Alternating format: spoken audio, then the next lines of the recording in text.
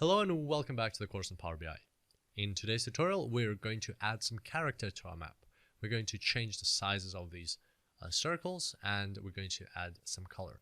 And in addition to all of that, we're going to also learn a new feature in Power BI, which is calculated measures, and how that is different to calculated columns. All right, so let's get started. First of all, we're going to add sizes to our circles. So we're going to differentiate them by sizes, and as the size, we're going to select the sales for the associated geography. So let's go ahead and drag sales, or let's open first of all the fields here and drag sales into size. Right away, the sizes of the circles have changed. Now, what we want for the color of the circles is the profit margin in the associated region. However, we don't have the profit margin here in our data set, and that is fair enough because our data set is at the order ID, or actually item level. In this case, in the case of this table, it's at the item level, and since it's joined to this table, the whole thing is at the item level.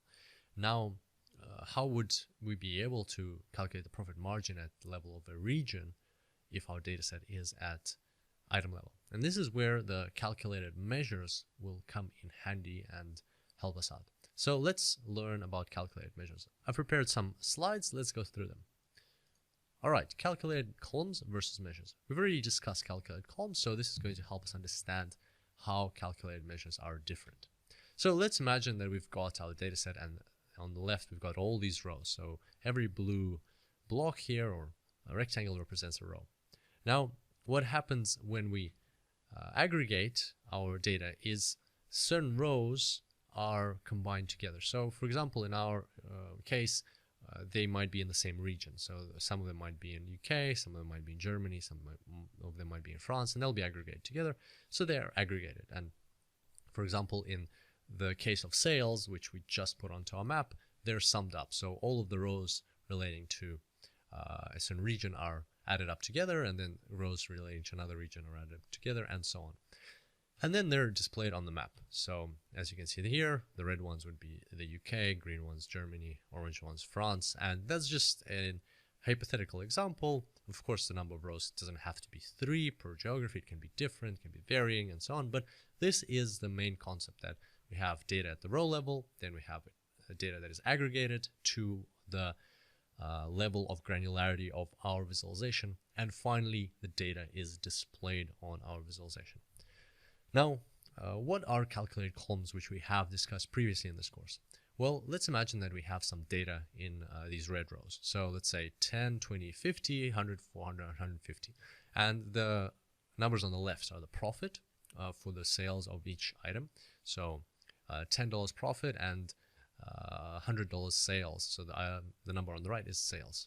And then $20 profit, $400 in sales. So basically, the item was sold at $400, but the profit is only $20 because there was a certain expense associated with purchasing the item in the first place, or with the shipment of the item, or with the marketing of the item, and things like that.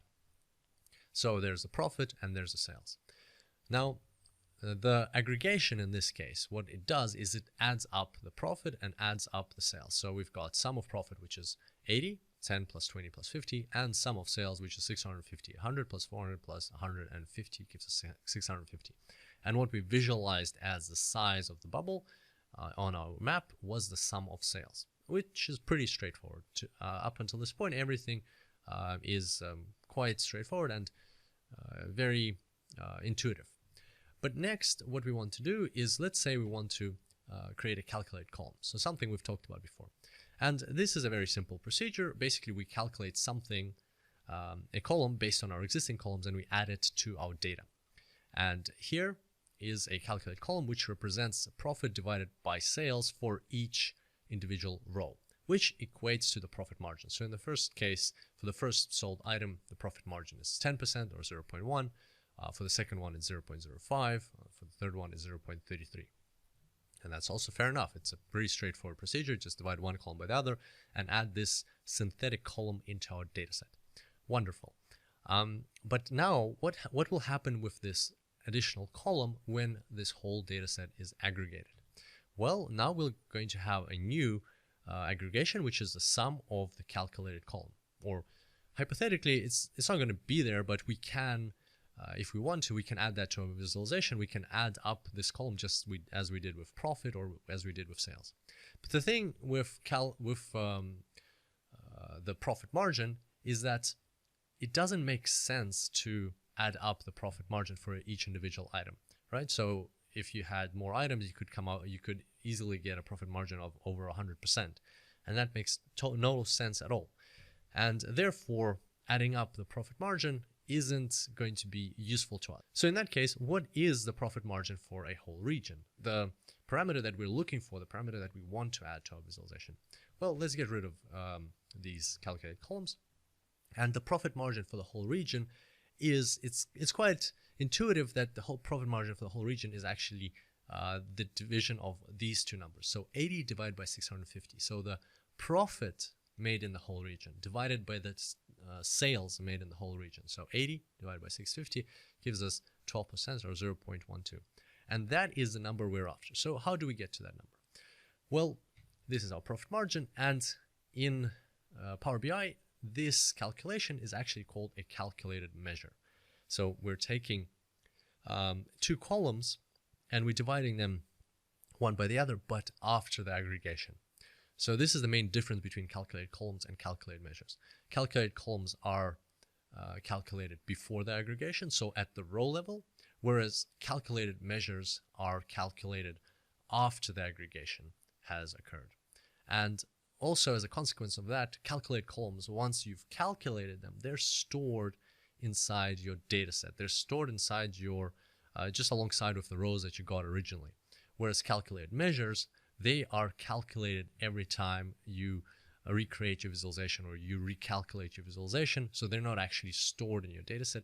They are a dynamic thing that gets calculated on the fly when it is required.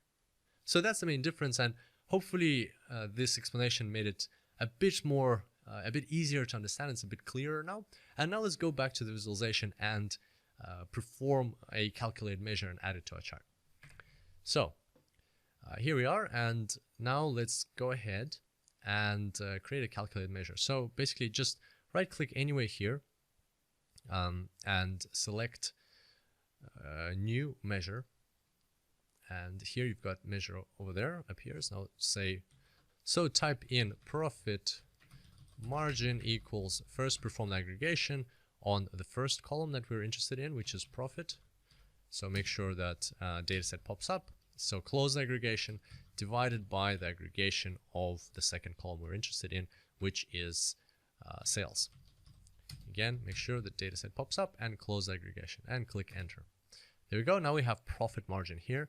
And as you can see, the icon is a bit different to what we had when we were creating calculated columns. All right, so now we're going to take profit margin and we're going to drag it onto color saturation. And now we're going to adjust the colors. I'm going to data colors. And here minimum is going to be red, maximum is going to be, let's select, I don't know, let's select maybe a blue. I wanted a blue. I want a blue. That's a bit too neon, I think. Something like that. So there we go. We've got red and blue. And the beauty of this calculation is that it is dynamic, and therefore, as we drill into our visualization, as we've learned previously, this calculation will update to the correct level of granularity. So watch this. We're going to move to, let's go back here. So we're going to move, we're at country level right now. We're going to move to state level. So as I expand to the next level, you'll see that it's been recalculated. And now our profit margin is calculated at the state level. You can even go a little further down, go to the level of a city. Yes, it's very cluttered, but as you zoom in, there'll be more space, and you can see here the profit margins for the cities, and you can also see the sales, which is represented by the size of the bubble. So probably let's go back up to the state level. That should be sufficient for us. And that's pretty much it. That's how calculated measures work in Power BI. And that's how they're different to calculated columns. So the main things to remember are that calculated columns are calculated at the row level, and they're actually stored in the data set. calculated measures are calculated after the aggregation has been performed, and as a consequence, they are not stored in the dataset, but rather calculated on the fly whenever the visualization is updated. Hope you enjoyed today's tutorial, and I can't wait to see you on the next one. Until then, happy analyzing.